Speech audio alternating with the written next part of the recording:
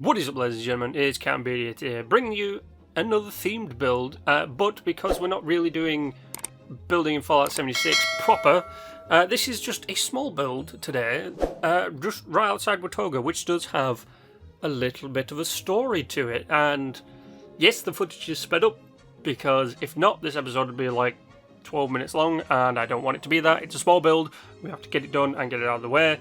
So the entire thing behind this Brotherhood of Steel Recon Outpost build, which is what I'm calling it, is the bombs had dropped, stuff had happened, and then the BOS were like, right, Appalachia, whatever the one it is, let's head on out there.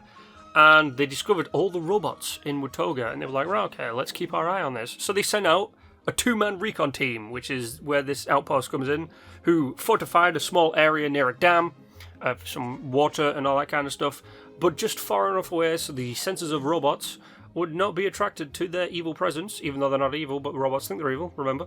And the fact that I didn't want any kind of enemies around as well. The only thing really close to this build is a couple of feral ghouls, which the BOS could handle like that. So it does fit within the little narrative.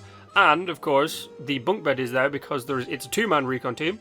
And I put the little mattress on top of that because two people can actually sleep on it, which is a lot of fun. I do like that the Bethesda have not patched that out of the game. Sometimes Bethesda needs to not patch things out of the game.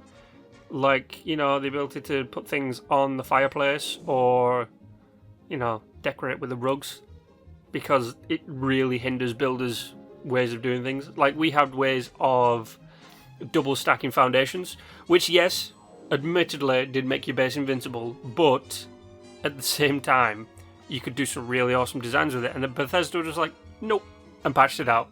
So, yeah, but the build itself was actually really easy. So, there are two tents. There's the living area tent, which is this one right here, and then there is the command/research tent. It became a research tent towards the end of the build because I realized when you're doing like reconnaissance on a place, you also want to gather as much information as possible. So they would likely have taken samples from the surrounding water, soil, trees, plants, animals, all that kind of stuff. So what I eventually did was the command tent also became a little bit of a scientific experimentation tent.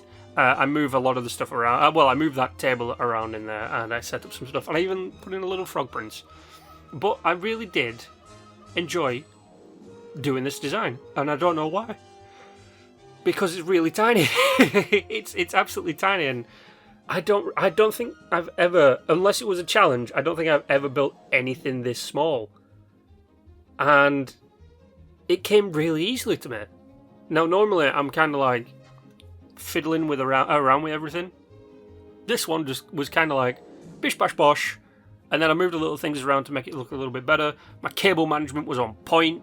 I swear to God, some people and their cable management is terrible, but cable management that is on point makes your base look so much better because it makes sense. No one would try and put a cable through a wall in real life unless it was inside of the wall between two sets of the wall, you know, like the framing of the wall and then the plasterboard that goes on it, because that's how American houses are done, I believe. But yeah, no, I was thoroughly impressed with how at 12 o'clock at night, with basically no sleep under my belt, I was able to build something that I would use as a small base. I would use this as like I would save this as a blueprint and use it as like a little thing to just stick down and craft in or sleep at and then get back into the fight.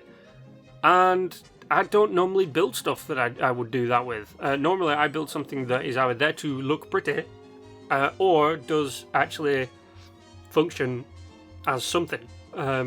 So like if I set it up in a specific area, then the base will function for the reason in that area, most likely to help other people out.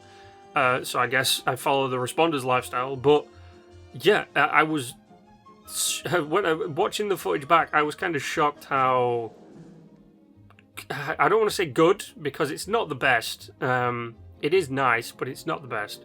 But I was shocked at how efficient it was, and I was thoroughly impressed with myself for being able to do it all in a small amount of time. The entire build was about 12 minutes long.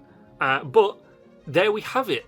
It's a fun little build. It's a tiny little BOS outpost, and I thoroughly enjoyed it, to the fact that I even dug out my old BOS attire just for a couple of shots. But, ladies and gentlemen, I hope you've enjoyed today's build. Don't forget, we will be going back to building Fallout 76 in about a week. But until then, you know the drill. Like, share, and subscribe. And, as always, stay awesome.